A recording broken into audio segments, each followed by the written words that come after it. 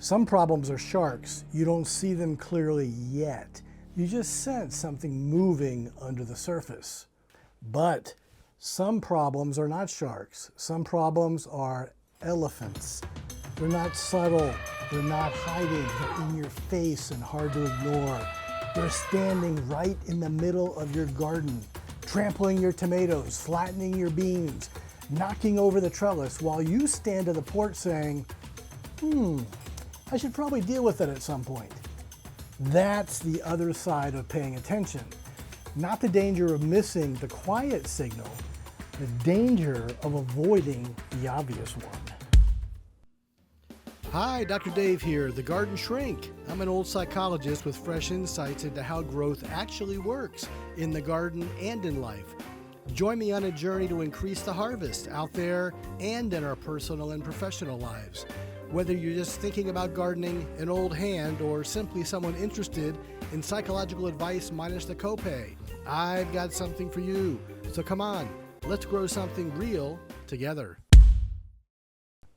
Hi, Dr. Dave here, aka the Garden Shrink. Last time we talked about the shark, the subtle warning signs, the quiet clues, the problems that begin as whispers. But today I want to talk about something different. What do you do when the problem is no longer subtle? What do you do when you already know? You know that you're exhausted. You know the spending is out of control. You know the relationship is strained. You know the resentment is building. You know the self-medication, the clutter, the overcommitment, the isolation, the people-pleasing, the lack of boundaries are not just a season anymore. Let's face it, they're elephants. At that point, the issue usually isn't awareness, it's courage. The courage to act, the courage to change. Because once the problem is obvious, paying attention becomes emotionally expensive. You may have to say a hard thing, set a limit, disappoint someone, make an appointment, have a conversation. Admit you're not okay. And change a habit you were hoping would fix itself. Emotionally expensive? Yup. But ignoring elephants is expensive too. Remember that old idea you can pay a little now or a whole lot later? Don't know about you, but I'm on a fixed income.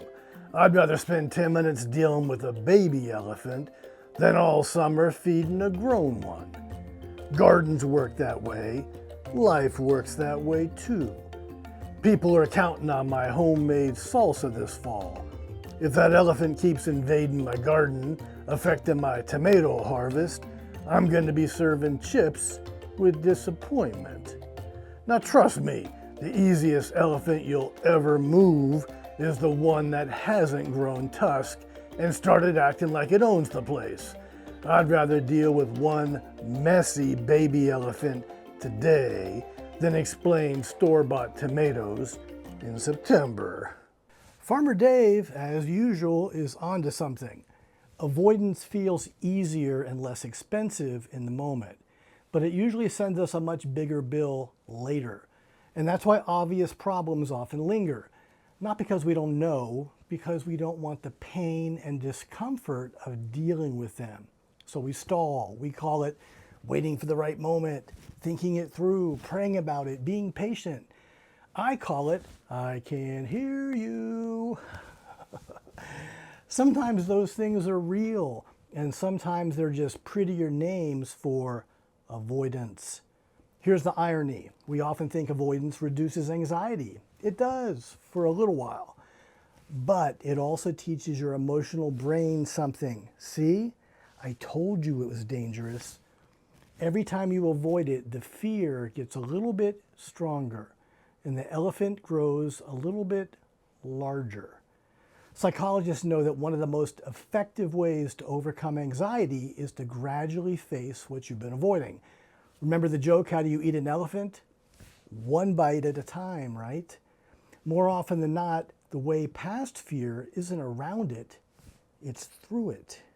Over the years, I've sat with thousands of people who came into my office looking for answers. Sometimes they truly didn't know what to do, but surprisingly often, they already knew. They knew they needed to have the conversation, to set the boundary, to make the appointment, apologize, slow down, or admit something they've been avoiding. What they needed wasn't another diagnosis. They needed a mirror and the encouragement to turn awareness into action. Gardens make this painfully clear. If there's a hornworm the size of a bratwurst hanging off your tomato, you don't need more insight, you need a bucket and maybe a little less denial. If powdery mildew is spreading across your squash, you don't need 3 more weeks of reflection, you need to deal with the mildew. If a deer is treating your garden like a Chinese buffet, the answer is not, let's see how this develops.